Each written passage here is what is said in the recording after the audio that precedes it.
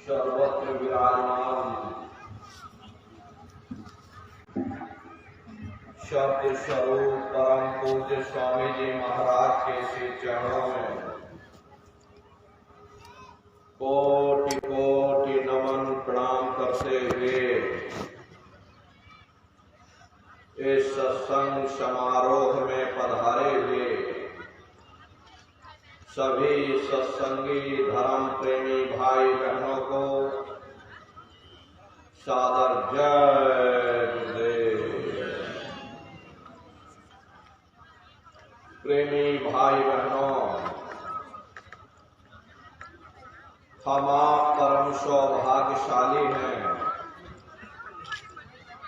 कि ऐसे कलिकाल में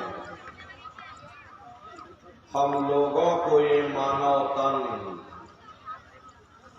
ये मनुष्य शरीर प्राप्त हुआ। उससे भी परम सौभाग्य की बात है कि मनुष्य रूपी मंदिर में बैठ करके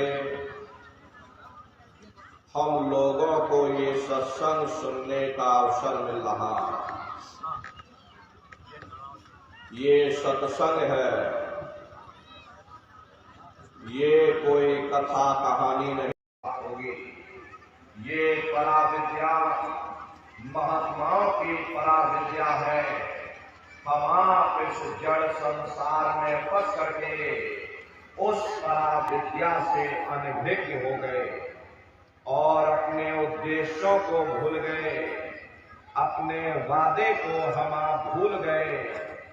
वो वादा जो हमने आपने माँ के गर्भ में किया था, जब माँ के गर्भ में हम आप उल्टे लटके हुए थे, सिर हमारा नीचे था, पैर हमारे ऊपर थे, उस समय परमात्मा से वादा किया कि हे परमात्मा, मुझे एक बार मनुष्य शरीर दे दो, हम भजन करेंगे, भक्ति करेंगे, हम अपनी जीवात्मा का कल्याण करेंगे। लेकिन मनुष्य शरीर मिलने के बाद में ना आपने भजन किया, ना भक्ति की, बस माया की छाया में फंस करके इस मिथ्या जगत को अपना मान करके हम आप इसी में गोता खा रहे।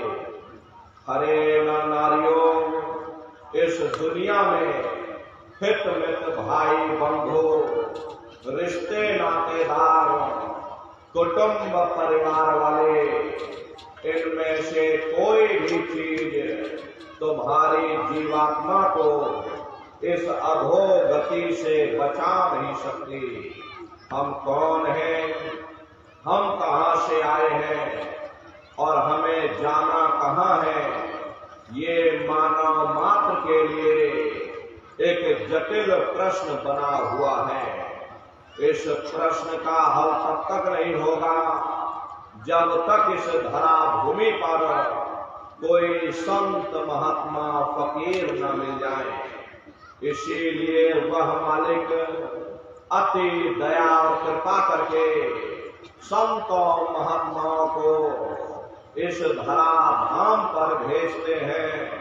संत महात्मा फकीर यहाँ पर आकर के हम जीवों को समझाने की कोशिश करते कि भाई वो परमात्मा है, वो आपको मिलेगा, जीते जी मिलेगा, इसी मनुष्य शरीर में मिलेगा। इसी मनुष्य शरीर के अंदर जा करके परमात्मा से मिलने का वह एकमात्र दरवाजा है और उस दरवाजे का भेद केवल संतों महात्माओं को ही प्राप्त है। ये दुनिया के लोग, दुनिया की आवाम जनमानस भौतिकता के ज्ञान को पढ़ करके अहंकार में डूबे रहते हैं कि हमसे बड़ा कोई ज्ञानी नहीं। लेकिन उन बेचारों को नहीं मालूम कि जहां दुनिया का ज्ञान समाप्त होता है, उसी के सिर की चोटी से ये आध्यात्मवाद, आत्मा और परमात्मा का ये गूढ़ ज्ञान, रहस्य विज्ञान प्रारंभ होता। उस विज्ञान को पाने के लिए सबसे पहले यह जरूरी है कि पहले आप मानवतावादी बने, मानव धर्म और मानव कर्म को अपनाएं।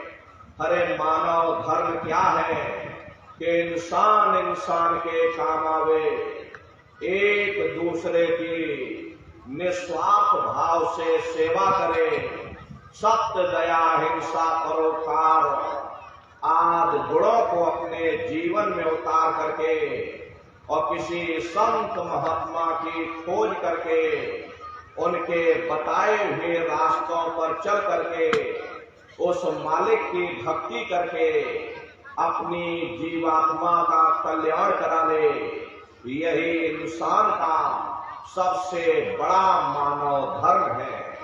लेकिन आज इस कलिकाल में ये दुनिया की आवाम जनमानस विषय और विकारों में, शराबों और कबाबों में, मांस और मदिरा में सुख ढूंढने की कोशिश कर रही। ये चरित्र वही इंसान के पिता पुत्र में लड़ाई, आदमी औरत में लड़ाई, घर परिवार में लड़ाई, समाज में लड़ाई, जातियों में लड़ाई, मुल्क में लड़ाई। अरे नर नारियों, ये इंसानों का काम नहीं, ये हैवानों का काम है। इसलिए पहले आप इंसान बनो, चरित्रवान बनो, महात्माओं के समीप आओ। वे जो दया का प्रसाद दें उसे खुशी खुशी लेकर के अपने निज घर को जाओ, जहां न फिर जन्मना है और ना ही फिर मरना है। इसीलिए हमारे गुरु महाराज परम संत बाबा जय गुरुदेव जी महाराज ने आवाम जनमानस के बीच में ये आवाज लगाई है कि इंसानों, तुम अपने दीन ईमान पर वापस आ जाओ और एक जिस्मानी मंदिर में बैठ करके भगवान का सच्चा भजन करो, जिससे तुम्हारी जीवात्मा नरकों में जाने से बच जाए। अरे हम माने न माने, लेकिन संत महात्मा त्रिकालदर्शी होते हैं, वे सब कुछ जानते हैं। अगर हम उनके वचनों को मान जाएंगे तो हम लोग बच जाएंगे, नहीं तो खाई और खंदक में जाकर गिर जाएंगे। इसीलिए अभी वक्त है उस मालिक से सच्ची प्रार्थना करने का, खुदा के सामने अपने गुनाहों की माफी मांगने का। हरे धर्म मजहब के नाम पर लड़ने झगड़ने का नहीं, जात और बिरादरी के नाम पर लड़ने झगड़ने का नहीं। हमने बहुत लड़ लिया, बड़े बड़े झगड़े और फसादे की, बड़ी बड़ी नुक्ताचीनी की, सिवाय नफरत के हमको क्या मिला।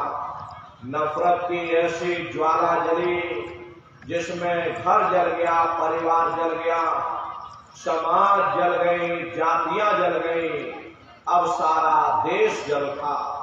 इसीलिए सारी मानवता बहुत थक गई।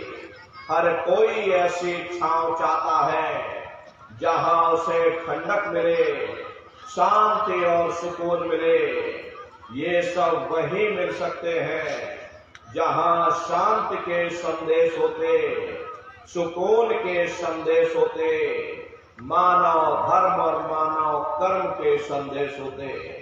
और ये संदेश केवल संत महात्मा फकीर देते हैं, जो समदर्शी होते, जो समस्त जीवों के अंदर उस प्रभु के अंश को देखते। ऐसे समदर्शी उन महात्माओं की खोज करो। ये मत देखना कि महात्मा के जाति के हैं, महात्मा किस बिरादरी के हैं। अरे जातियां कर्म के अनुसार बनाई गई, जन्म के अनुसार नहीं। मनुष्य की एक ही जाति है, वो है मानव जाति। और इसी मानव जामे में बैठ करके हमें उस मालिक की भक्ति करनी है। हरे नर नारियों, सुपच जात के भंगी थे, रैदास जी जात के हरजन थे, मीराबाई जात की छत्राणी थी। अगर वे सब उस मालिक को प्राप्त कर सकते हैं तो आप भी उस मालिक को प्राप्त कर सकते हो। लेकिन बगैर महात्माओं के, बगैर मुर्शिद के कोई भी जीव इस संसार समुद्र से ना कोई पार हुआ और ना ही कोई हो सकता। ये समुद्र ऐसा है जिसके ना इस किनारे का पता ना उस किनारे का पता कोई नहीं जान सकता। ये दुनिया कब बनी, कितनी बार प्रलय और महाप्रलय हो गई, लेकिन इतना जरूर मालूम है कि जिस दिन से दुनिया बनी है हम लोग यहीं पर भटका खा रहे। अगर इधर से हवा चली तो नैया हमारी उधर चली गई, और अगर उधर से हवा चल गई तो हमारी नैया डगमगाते हुए इधर चली गई। न जाने कितने युग और कल्प बीत गए, लेकिन हमारी ये नैया आज तक इस भवसागर से किनारे नहीं लगी। इसलिए नर नारियों, सौभाग्य से वक्त का इतना बड़ा वरदान आपको मिला, ये मानव तन आपको मिल गया। न जाने किस महात्मा की दया हो गई, न जाने कौन से जन्म जन्मांतरों के शुभ पुण्य कर्मोदय हो गए जो आपको ये मनुष्य शरीर मिल गया। हर अब की बार मौका मिल गया है, समय रहते हुए अपनी जीवात्मा के कल्याण के लिए थोड़ा बहुत विचार करिएगा, वरना ये समय तुम्हारा निकलता चला जा रहा। हरे मिले नर देह तुमको, बनाओ काश कुछ अपना, बचो मत आए इस जग में, जानियो रैन का सुपना।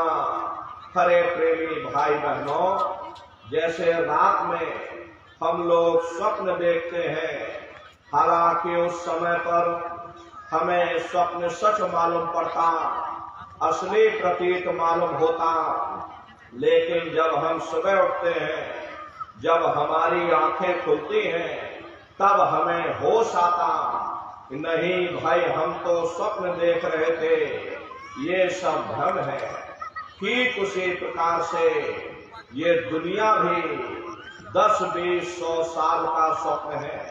अब आप कहोगे हम जाग रहे, परंतु प्रेमी भाई बहनों, ऐसा हरगिज नहीं है।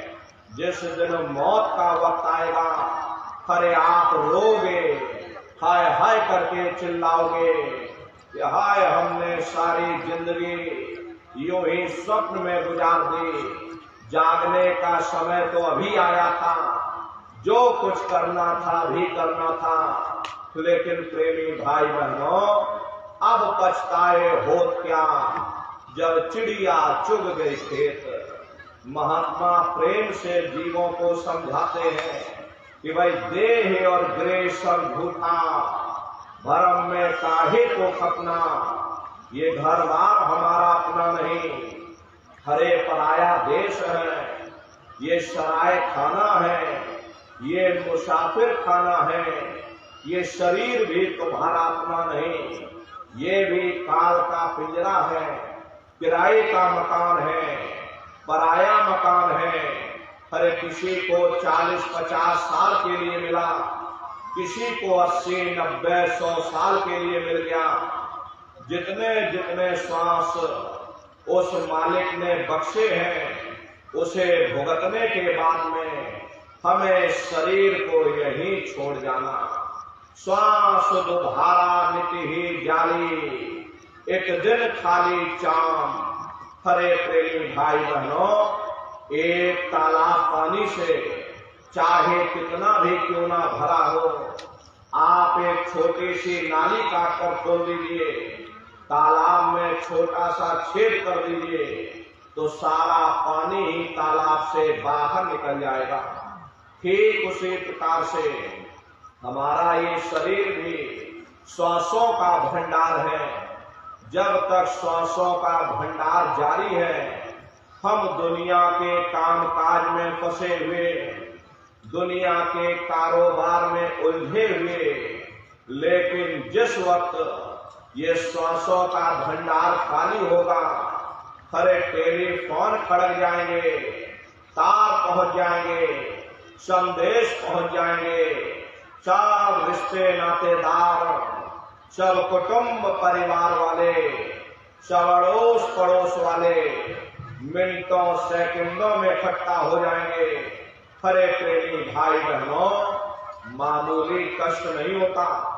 मौत के समय में घनघोर पीड़ा होती है। सहजो बाई ने उस पीड़ा को बयान किया कि सहजो मौतें आइया और अंग अंग दिया तोड़, और हिया जले छाती फटे, उठे पीर घनघोर। गुरु महाराज सत्संग में फरमाते थे कि जैसे 1,00,000 बिच्छू एक साथ हमारी जिस्म पर डंक मारे, उससे भी लाखों करोड़ों गुना ज्यादा मौत के समय में दर्द होता है। जब मृत्यु आती है तो किस तरह से प्राण निकलते, प्राणों के निकलने की क्या प्रक्रिया होती है, जरा उसे भी आप लोग समझ लीजिए।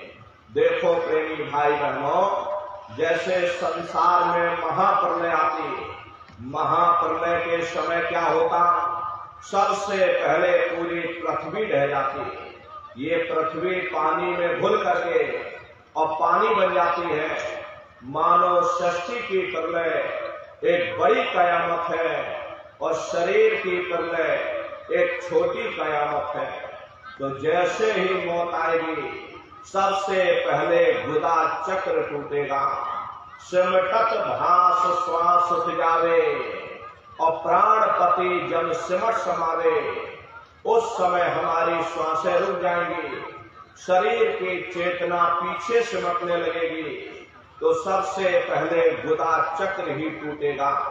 क्योंकि गुदा चक्र में पृथ्वी का वास होता। गुदा चक्र टूट करके ऊपर इंद्रिय चक्र में समा जाएगा। इंद्रिय चक्र में जल का वास होता, यानी जल ने पृथ्वी को घोल दिया। फिर जब इंद्रिय चक्र टूटेगा तो ऊपर नाभि चक्र में समा जाएगा।